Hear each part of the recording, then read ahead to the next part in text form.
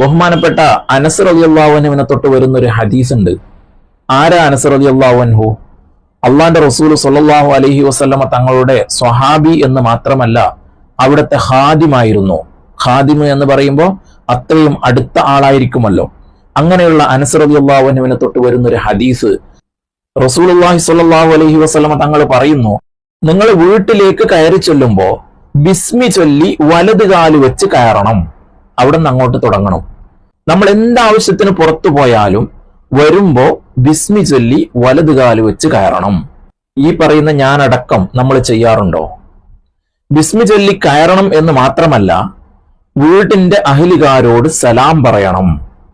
വീടിന്റെ അഹ്ലികാര് എന്ന് പറയുമ്പോൾ അത് ഭാര്യയാകാം, മക്കളാകാം, മാതാപിതാക്കളാകാം, സഹോദര സഹോദരിമാരാകാം. ആരായാലും നമ്മൾ കയറി ചെല്ലുമ്പോ ആ വീട്ടിലുള്ള ആളുകളോട് സലാം പറയണം. റസൂലുള്ളാഹി സ്വല്ലല്ലാഹു അലൈഹി വസല്ലമ തങ്ങള് സ്നേഹം വർദ്ധിക്കാൻ വേണ്ടി നിങ്ങൾ സലാം അധികരിപ്പിക്കണം എന്ന് വേറൊരു ഹദീസിലൂടെ പഠിപ്പിക്കുന്നുണ്ട്.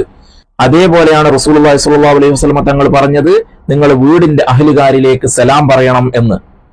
അപ്പൊ ഞാൻ നേരത്തെ പറഞ്ഞു, സ്നേഹമില്ലായ്മ, ദേഷ്യം, ഇതൊക്കെ ഈ സലാമിലൂടെ പരിഹരിക്കപ്പെടും.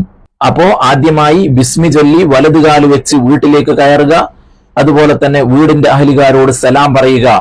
അപ്പൊ ചില ആളുകൾക്ക് ഒരു സംശയം ഉണ്ടാവും, നമ്മൾ വീട്ടിൽ ഒറ്റയ്ക്കേ ഉള്ളൂ, അല്ലെങ്കിൽ വീട്ടുകാരൊക്കെ പുറകിൽ വരുന്നതേ ഉള്ളൂ, നമ്മളാണ് ആദ്യം വന്ന് വീട്ടിലേക്ക് കയറുന്നതും ആദ്യമായി വീട് തുറക്കുന്നതും.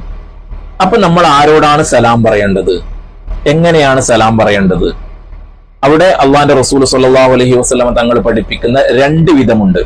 ഒന്ന്, നബി സല്ലല്ലാഹു അലൈഹി വസല്ലം തങ്ങൾ പറയുന്നു, നിങ്ങൾ വീട് തുറക്കുമ്പോ വീട്ടിൽ ആരും ഇല്ലാത്ത സമയമാണെങ്കിൽ നിങ്ങൾ എന്റെ മേലിൽ സലാം പറഞ്ഞോളി. അതായത് അസ്സലാമു അലൈക യാ സയ്യിദി യാ റസൂലല്ലാഹ് എന്ന് പറഞ്ഞോളൂ. അല്ലെങ്കിൽ അസ്സലാമു അലൈന വഅലാ ഇബാദില്ലാഹി സ്വാലിഹീൻ എന്ന് പറഞ്ഞോളൂ. ഈ രണ്ട് രീതിയിലാണ് പറയേണ്ടത്.